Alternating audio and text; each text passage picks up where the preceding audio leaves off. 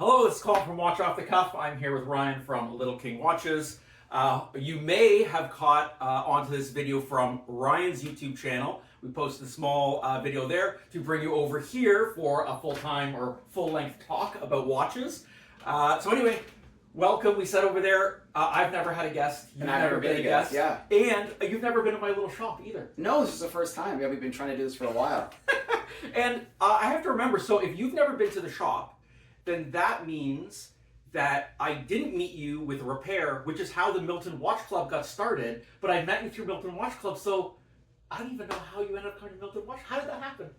So it's Ken, one of our eccentric members, right, one of our Ken. beloved members. Yes. So he posts on one of the Facebook groups that he meets with these local watch enthusiasts in Milton. Yes. And I'm like, I'm a local watch enthusiast, which is just a really nice way of saying big watch nerd, right? Yes. And I'm like, wait, there's more? It's not just me? So he posted, he said, reach out to Colin with this great. email address if you want to join. So then I just emailed you. I came out and I realized that in the group at the time, I was pretty much the only vintage kind of guy. And it was really committed to vintage. yeah. In my first meeting, I sold a bunch of watches to people. Oh, I didn't know that. Yeah, and it was great. I've never sold anything since, but I've had a blast. No, that's not. When we did the group, I was saying that was. That was the end of my business. It all went down. No.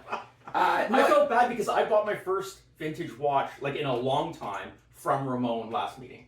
Oh, you messaged me when I said I wasn't coming, and you're like, I was looking for something. I know, but I was inspired from seeing some of the watches that you would bring to the club. Anyway, but Ken is great, and he's a great advocate and posts everywhere, and he's super social media, and I'm not, so that's amazing. But anyway, tell me a little bit about Little King Watches, how it started. Let's go down this rabbit hole, and then I know you've got some cool pieces, so we'll look at that, and then we'll maybe do some close-up, and you can show some really amazing stuff. So tell me tell us about you.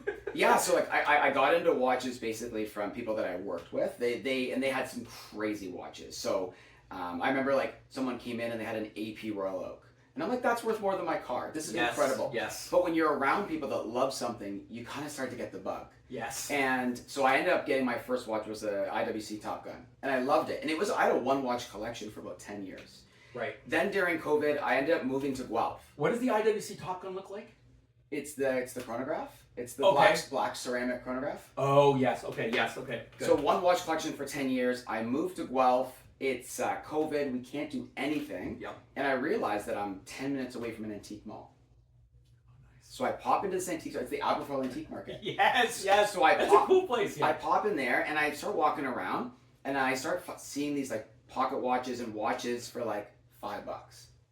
This is really cool. So I started buying a bunch. I was there last summer. I don't think there's any pocket I watches bought them all. for $5. I bought them all. I have them So all. it was you ruined the market. I ruined it. I destroyed it. So I started buying stuff, and then I started getting a crazy amount of things. And then my girlfriend, that's fiance now, but girlfriend at the time was like, this is a problem. You're just collecting clocks and watches, and she goes, why don't you just sell some of the stuff? And then I started selling the stuff that I bought for $5 for $50. Amazing. Right? Yeah. Or some of them I'm looking up and they're worth way more. And they're just languishing at these places and no one can find them. Yeah. So you're right, I destroyed Aberfoyle. There's no watches there. I think the other universal thing here is that someone's significant other has confronted someone about their watch habit and said, we think we have a problem here. That's universal. 100%. I love it. So then I started that's how the business formed. I realized that I was good at finding these watches for an affordable price. Yeah. I think if you have information about something and you go out, I have a friend who collects comic books and he goes out, I wouldn't know anything. And he's like, oh, they're asking $1, that's a $200 comic book. Yeah, I wouldn't know. And I wouldn't know anything. So knowledge is power. Yeah. So I would go out and I'd find these cool pieces. And then I really became obsessed with connecting with individuals. Mm-hmm. And I'd have people be like, this is the exact watch my grandfather had. Right. And then that was just an amazing story. And I always say people with watches, it's the connection that they have to people, places, and things that make them special and kind of a unique object, and some other things don't have, right? Anyway, I love it. I love when watches are engraved. I know some people in the vintage world, they're like, I don't want an engraved watch. It tells the story. Yes. I like it too. I like it when you flip it over and it says I was working on this old lady's watch, flip it over, and it was to Eugene or whatever, 1926. You're like, oh my God, somebody gifted this to somebody. Anyway, I like it too. I had this one watch and I had it for a really long time, and I I'm going to say over 100 messages. No one wanted to buy it. They just asked the same question. And so this watch was nothing fancy. I think it was just a Gruen. Yeah. And you turn it over and it said, to the Corn King. And people just messaged me, who's the Corn King? I wanted to know this story, I want right? to know too. Oh my God. Do you still have that watch No, there? it ended up selling, but like, who is the Corn King? And what a nickname. I love it. It sounds awesome. And then it just kept growing and growing and growing. And then now it kind of feeds my watch addiction. Because when you love watches, you always have that itch to buy a new watch. Mm-hmm. But I have 5 to 10 watches coming in almost per week. Right. So I get to explore it, I get to look up, and then sometimes if it's a company I've never heard of, I get to just do a deep dive on the internet. And that was my original, like that's what I do when I'm not doing this, is I'm in education and I did my whole university and master's in history. So I just love history. So I get to explore both of my passions at the same time. That's amazing. I think, and for people that haven't done a deep dive into vintage or are fairly new to watch collecting in general, I think they don't realize that pre-1969, pre the quartz crisis, there were like thousands and thousands of brands being branded, co-branded. It was before vertical integration, so you could have, for sure, there was somebody making the case, there was somebody making the dial, they were making the movement, they were putting it together, and some brand was putting their name on it and pushing it out, right? I think people don't realize that it was a post-vertically integrated world. So I have actually a watch here that is from a jewelry store that still exists. And it's exactly what it is. They didn't make any of the components, they just stamped their name on it at the very end. And the cool part about that is, for some of them, I can't find any information on them, which means in essence, they are a one of one. Right. I don't know if you knew this, there's a similar situation here in Milton. A guy, Emile Marchand, and there's a local jewelry store branch here, which that branch family eventually bought his shop from him. But he was a Swiss guy. They have the clock tower. He actually got the clock tower to run downtown when it came in. And he was labeling watches Milton, and there's a couple of collectors that have gone as far as Vegas to collect these pocket watches that are made in Milton. So anyway, it's crazy how those stories end up emerging. There's a very similar story in Guelph. Actually, the Guelph Museum asked me to come in and tell them if I could do anything about this pocket watch and provide more history. And it was one of those things where it says Guelph on the pocket watch. Yeah. And then trying to find more information is really, really challenging. Yeah. So I said that I would contribute and try to help, and I love going into the archives. Like I was a naval historian. I'd be down in the stacks, looking up things from like the 1850s and having a great time. That's amazing. So my passion gets to carry over, and then now, like I don't buy as many watches because now I just see myself as a partial steward of this history. Right. And maybe a little more than just buying and selling. I also try to provide the next person with a little bit of that story. Right. It's really easy on companies that have serial numbers. It's like my favorite thing because they're like, oh, here's all the information of when it was made, where it was made. Yeah, Waltham, for example, like there's like amazing records, right? Yeah. Amazing. Elgin is the same. Even some of the Swiss brands like Omega, Longines are pretty good. Oh, they are? Okay. But when you get into like some of these smaller jewelry stores or smaller brands that didn't survive, it's gone. Wow. And so then you're aging basically just on style, size. Right. And I can usually pretty rough it in about 5 to 10 years. Okay. And I'm pretty good, but a lot of that story is lost unless there's an engraving. Right. Yes. Yeah. And so there's some subtle things you can do. So like Longines owned Wittenauer, which is like a really big vintage brand that I love, and I do a lot of stuff with them, and I always have like 5 to 10 of them. But based on how they stamp their cases, you can determine within a 2-year period where they're from. Oh, interesting. Wow. And so if you know a little bit, you can actually get pretty deep into the weeds here. That's amazing. So now I already have a personal question. I had a pocket watch here, and I think it was the Canadian Watch Company or something, Canadian Watch Co. They had offices in Toronto, but it was part of the American. But it had like a wheel with a kind of flaming wing out of the side of it. But those records were not good. If I come about, I'm gonna be calling you. I'm gonna be like, okay, help me get a little bit narrow in terms of what the timing was on this particular one, because I had a terrible time trying to figure out where, in terms of what period or what time frame it was. I also, specifically the pocket watch world, because that's where I started. I should have said that it was all pocket watches, and then it took me about a few months to get into wristwatches.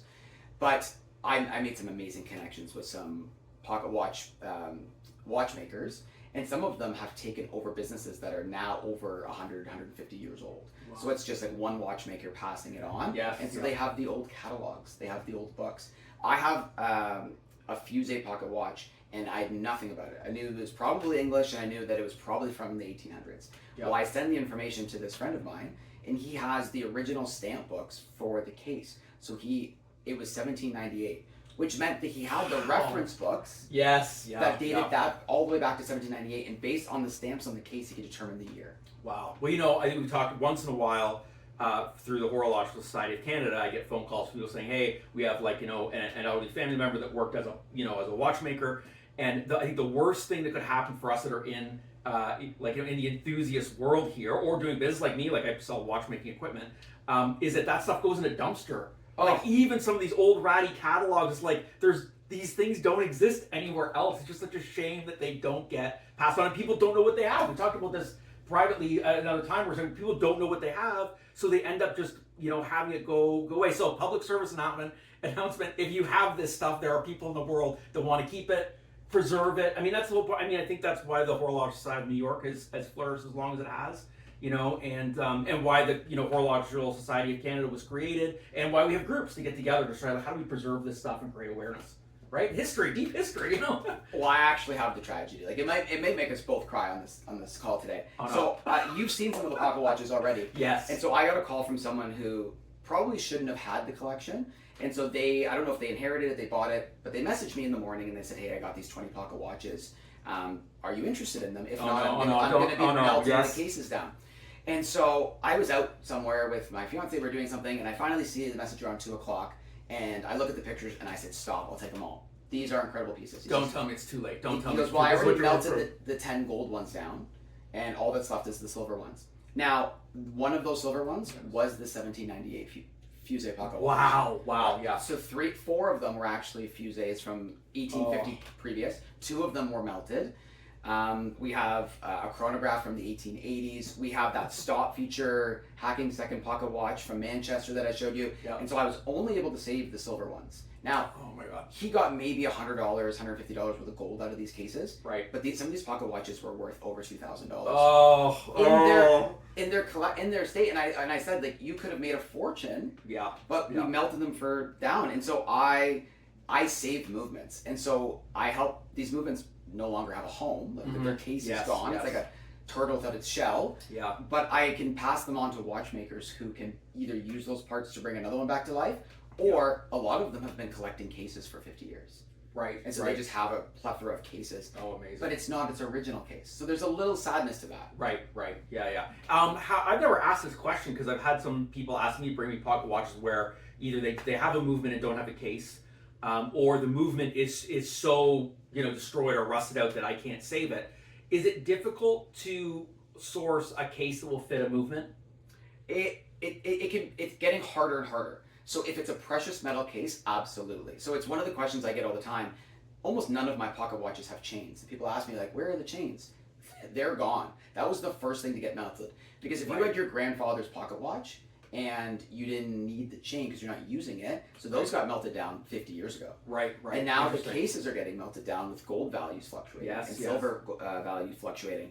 So it's getting harder and harder, but there are some real diehards out there that have collections. I know a guy that has like 500 pocket watch cases. Oh, okay. But there's no database. So it's a trial and error. Yes. You do the measurements with the calipers, you sit there, and then, try. Now, some pocket watches have such unique features in them as well. Right. So, like, if someone were to melt down the case of the one that had the hacking second stop feature, to find another one like that might be impossible. Or what about lever set? If there's a lever set, and then to get a case that'll accept that has the lever that will integrate with. Yeah, exactly. Yeah. Now there are some. I know a couple of. But you've given me hope already. It isn't a complete, totally lost cause. It's not completely lost cause, and I know a couple of really cool hobbyists that actually do a ton of milling and lathing themselves. Okay. And so they can make new crowns. They can make new stems. They can make new pieces if you can't find it. Right. You I hope I'll be in that position when I finally figure out how to use my new watchmaker's lathe. Yes. We'll see though. That might be a far cry. Okay, so let's go to the bench and do a close up. You've got some really cool things you brought today. Let's take a look and show up close a couple of things you've got. Yeah. Well, what do you got on the wrist? Oh, we're doing the work.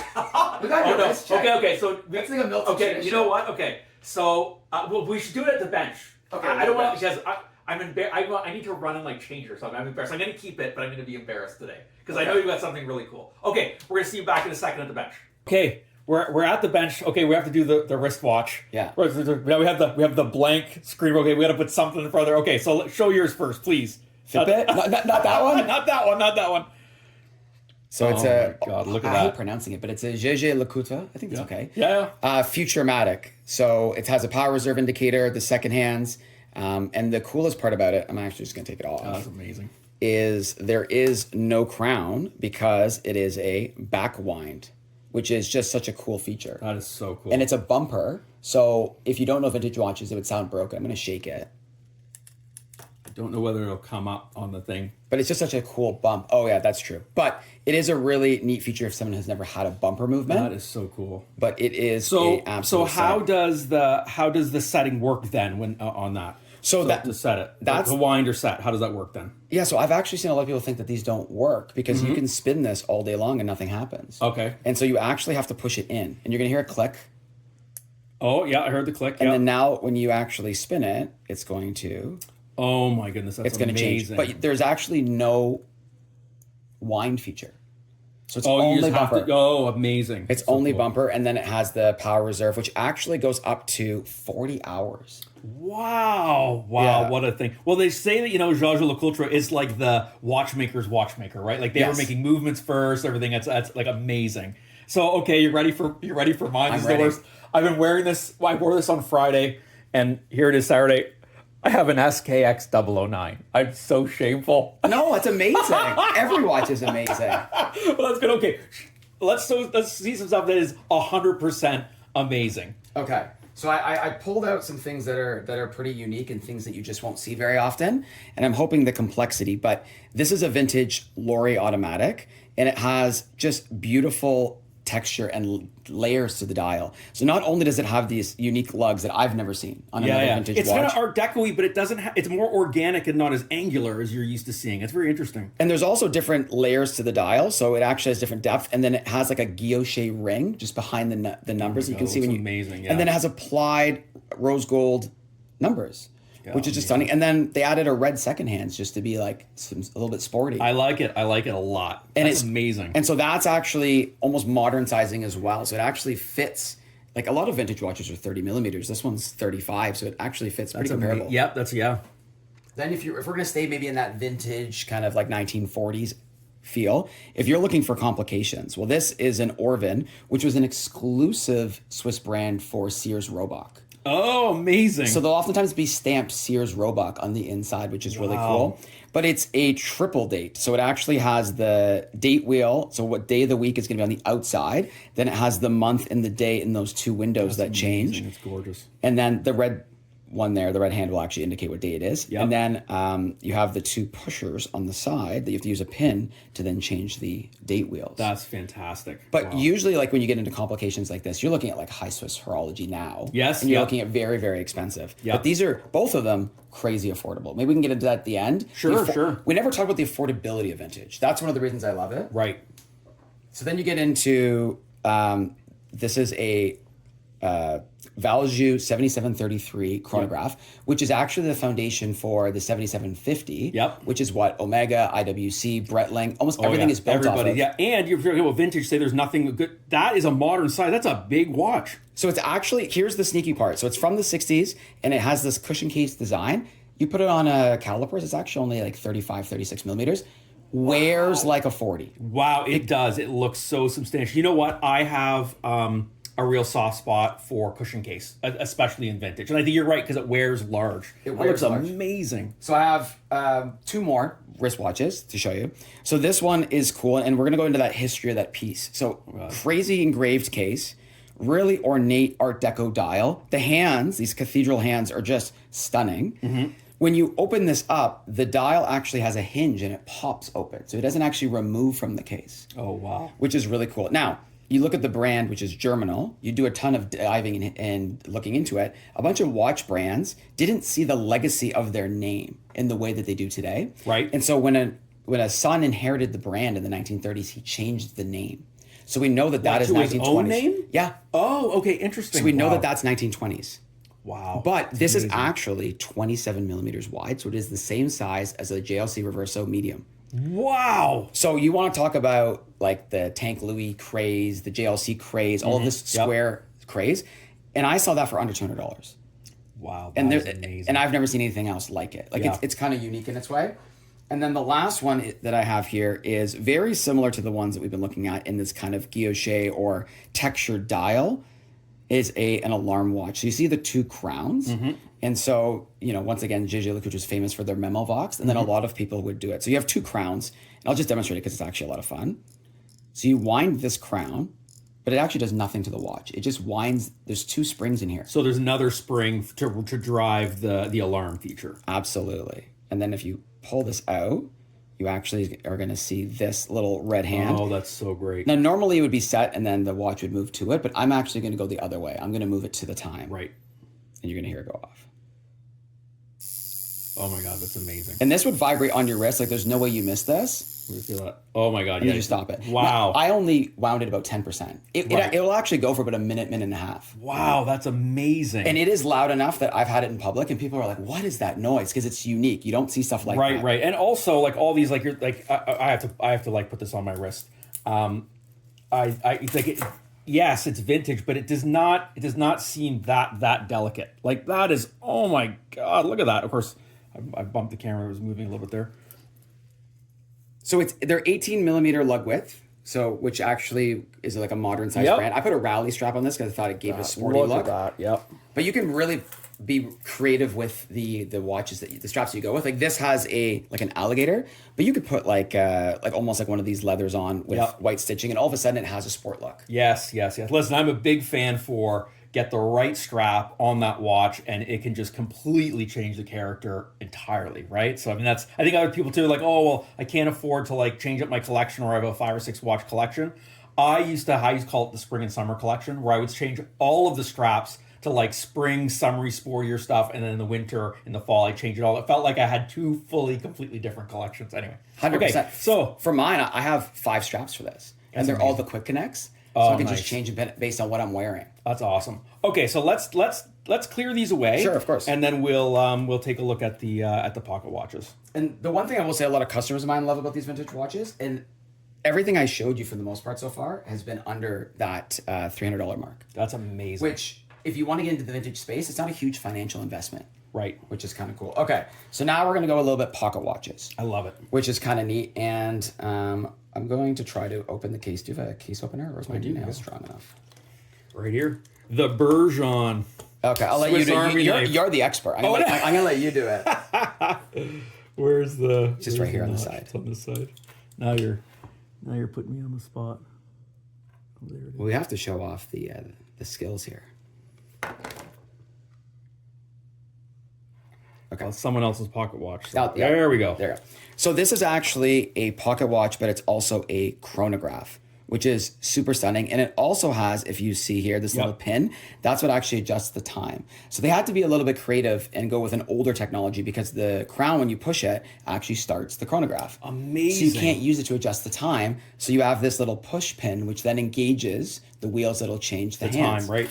But so kind of like an odd, like a push button version of a lever set or something. Yeah. Absolutely. Yep. And to just do like, what do you call it? Like a terrible plug, is this watch started in like a pewter, and I polished it and it looked like this, just with a hand polish. Wow. I'm going to bug you again to get the, sure, one more time. The dust covers are usually the trickier ones. Okay. Look at this. If you want to look at a beautiful movement, look at that. Absolutely. That is amazing. Stunning. And the craziest part to me is there's no name on the chronograph movement. So a lot of these companies just did private labeling, which you talked about at the beginning. There is a serial number, but it would be a while to actually track down who made it. Luckily, there's only a few people that could actually make something like this. Right. So this is another question I have in the vintage world. I had heard that when you can't find the serial number or other ID marks, that sometimes it's actually dial side on the movement. Is that true? 100%. Sometimes it's also under the balance or the bridge. Got it. Now, I also just have some crazy connections into the watch world that I can send them a picture and they can tell you who made it. That's amazing. Just through experience.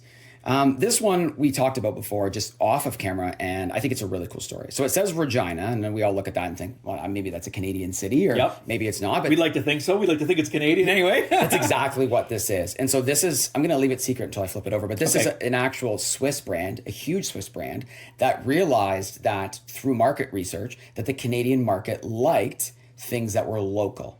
And so this watch is dated in 1904. We can look that up from the serial numbers. Right. And so I'll give it away. It's Omega. Wow. So a lot of Omega fans, but Omega realized that if they sell Omega, people are like, I don't want a Swiss pocket watch. Right. Today, people want Swiss watches more than anything. Right. So they hid their name. Wow, amazing. So Regina, if you see one, is actually an Omega. And then, about 20, 30 years later, they go back to Omega. Right. Which is fine. So remind me, I have a story about the numbers, the production numbers by the 1880s. I don't know if you knew this. When we go off close up and back to sitting in chairs, I'll tell you a little bit about how many pocket watches the Swiss world was making at this time compared to the US, and it's staggering. Anyway. Well, it's and if you actually get into like a real pocket watch nerd, they want oftentimes the American pocket watches, especially the railway grade stuff. They were better made. I know they were better made. Well, they had to be higher standards, right? Yes. Because of the rugged lifestyle. But the movement on this is absolutely stunning, and I hope the camera picks it up. But if you actually look here, it says W.H. May in Clarington. So I did some research. W.H. May was a jewelry store in Clarington, Ontario. And so to even make it more local. So it's not just a Regina pocket watch. It now has your community jewelry store that sold it. Wow. And it is stunning. But it is an Omega movement that just has their name on the case, everything. Wow, that's incredible. But they just basically private labeled them. Wow. Okay, 2 more here. So speaking about an American pocket watch, we looked at his. We looked at Waltham. Yes. And this one is really cool because it has a stunning loop here for the chain. Yep. But it actually has this little indicator, which is a power reserve, which you don't see very often. No, I've never seen on a Waltham a power reserve ever. It's really cool. It has very Art Deco-y hands, which I love as well. You're bring it down a little bit. So, there we go. Yeah. Everyone's like, I can't see the... a stunning engraved case. Yeah. Oh, man, amazing. And this was one of the ones that I saved from being scrapped. Wow. This is the last gold one. And this is just such a unique and cool watch for the time. But you can also see here, and the reason I'm putting them like this is these are different eras. And I want you to think of like the cell phone era. Like, do you remember getting your first like Nokia? I had one of those Motorola brick phones that were like huge, and I proudly wore it on my belt. Anyway, that's a whole other. I'm embarrassed. Anyway.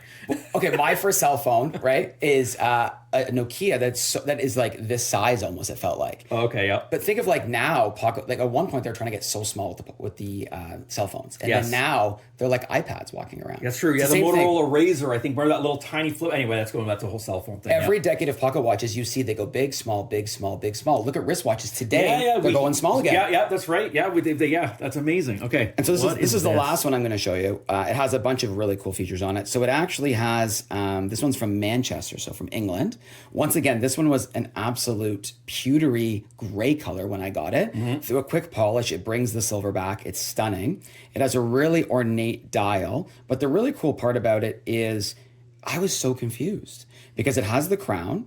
Yep. It has the pin that you push to adjust the setting, time. Yep. Right? And let's see if I can actually do it. It's a hard angle to hold it like this, but we'll see if I can. Yep, there you go. There you go. It changes. And then it has this other feature. And I had no idea. So I went to some really big pocket watch nerds that I know. And what they said is that this is actually a manual hacking seconds. Oh, so when you slide this, it'll actually, there we go, look, I moved it. Oh my God, that's amazing. So you slide it, it stops secondhand, you can set it to the exact time, and then away you go. That's incredible. Wow, I've never seen that in a pocket watch at all. No, fantastic. And so like I really like some of those unique features. So a couple of these, some of these are for sale, some of these are from my personal collection, but I just really like the unique and the kind of the oddball when it comes to the vintage world. And once again, none of these are a fortune. They're so attainable if you like horology. That's amazing. Okay, so let's walk away from the bench then, and we'll do a wrap up because we want to make sure that people know how to contact you. We'll talk a little bit more about pocket watches in the industry at the turn of the century. And that sounds amazing. Awesome. Thank you. All right. Thank you. Okay. The tour on the bench was amazing with the pieces. And we were going to talk a little bit about, instead of just people like looking at the blank green of the bench, what was going on. So here's the information I have, and I'm sure you can flesh it out better than I could. In the 1880s, the Swiss watch, pocket watch world was producing, I think it was about 800,000 or 900,000 pieces a year. In the U.S., I mean, Waltham and Elgin being the big boys, we're in the millions, like almost 10x, 9 million pieces a year at that point of production. I think it was a Swiss delegation came to the World's Fair in Chicago about the same, I think maybe 1886, because between the accuracy, quality, and their ability to produce so many so well, they came over to be like, if we don't start to figure out how the Americans are doing it, we will be out of the watchmaking business. They were having trouble keeping up, right? Well, we think of the Swiss as the pinnacle of watchmaking today, but they weren't the first. At one point for pocket watches, it was England. Right. England was the pinnacle, right? And they got overtaken. And I think the Swiss watch world looked at it and said, we don't want to be England. We don't want to be overtaken by this American industrial machine. They have these incredible watchmakers, incredible companies that are producing things that are better than ours. They have a bigger market, a growing market. It's terrifying. Right. And they made some successful pivots. They've had to do that a few times in their history. They had to do it, you mentioned already, the quartz crisis. Yes, yeah. That's all. You know what? Even today, sometimes I'll talk to someone they're even kind of peripherally, but I think they're and they don't know anything about the quartz crisis. How about we should do an episode 2 and talk just about the quartz crisis. That would be 100%. Amazing. And I just can't tell you so far. We're gonna wrap this up in a minute, but how much I've enjoyed having someone else in the room with me instead of me just talking to myself. I love that. Yeah, I love that. Part 1 of a 99-part series. Yes, yeah. Again, it's just so much I want to talk about. So exciting. Like even with the Swiss borrowing a lot of German watchmaking technology, and we still have some great German, watchmaking companies today, and all. I mean, it's amazing how it's all evolved over time. I think I've done like a disproportionate amount of videos on my Nomos. Like I love German watchmaking to a point where someone has to ask me to stop. There's nothing wrong with that. Like how many videos can you make on one watch that you have? It's got to stop. That's amazing. But I have, for that future video, I have some really cool pieces. So when the quartz crisis happens and companies start getting creative on how they're going to be successful, I have some pieces that we can show that show the direction different companies went. Oh my God. And there's no plan. It's you step forward what you think is going to work. Yes. And we know Rolex and Patek Philippe today, but there are some other companies that tried some really cool things and it just flopped. But at the time, you want to talk about gambling. Right. Well, you don't know what's going to... Look, nobody wanted Rolex Daytonas when they first came out. What's that? There's old... I'm sure have you ever seen the vintage ads in the whatever, like the 70s, where they're like, we buy Rolex, no Daytonas, please. Literally. Wow. Yes, because there were dogs. And then, of course, now the Rolex Daytona and vintage, it's probably the most sought after vintage Rolex there is. It's amazing how it goes back and forth. Okay, though, how do my viewers get in touch with you? Number one, we'll put a link to your YouTube channel to follow what you're doing. Which is in its infancy, right? I really take a lot of credit to you. I look up to you in the way that you've grown your community, and I'm hoping to grow my little vintage world community as well. I am a little more established on Instagram.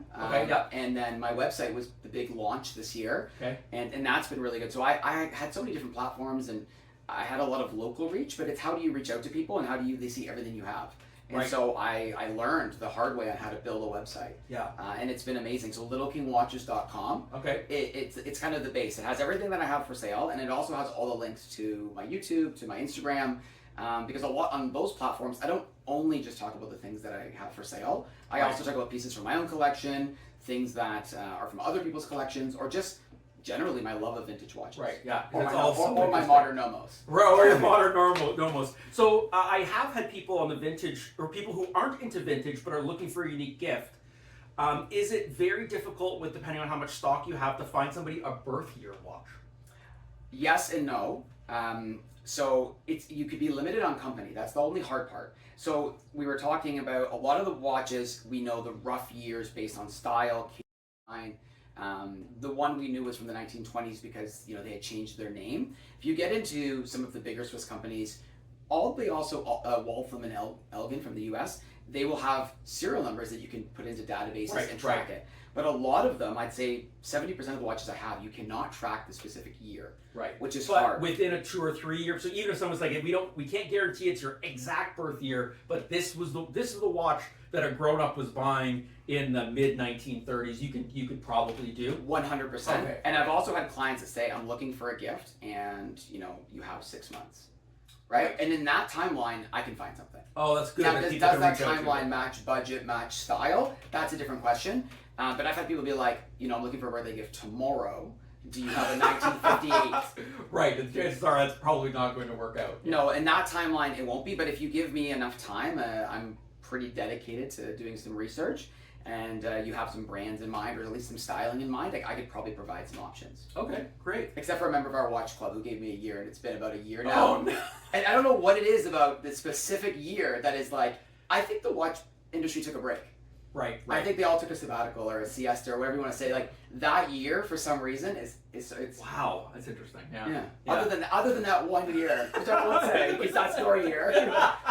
That's hilarious. All right, well, let's say we'll wrap it up. Any other party comments or anything that we have? And we've covered a lot of ground for just getting together for the first time and seeing what happened. So. And I've always had a faceless profile too, so like I would just scare away all my members by myself. When they see this, they haven't. I've always just been my hands working on a bench. Oh, okay, that's new. Well, I hope that people appreciated having someone else here, so I wasn't just talking to myself. So I love it. That. Thank you. All right, thank you. Until next time, please check out littlekingwatches.com, and I'll put a link over to Ryan's YouTube channel as well. Cheers, everybody.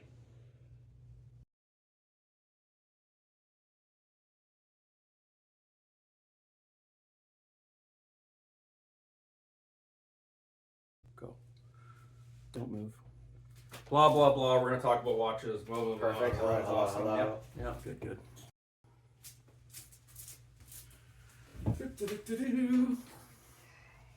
Stop wiggling. Oh. Alrighty. You ready? I'm ready. I'm ready. We're gonna make millions on YouTube. Millions. We're gonna retire. Sales. Oh my god. We'll have to put that in the ending too. Milton Watch Club is going to be a vacation resort. Oh, we'll have to talk about Milton Watch Club too. There's so much to talk about. Okay.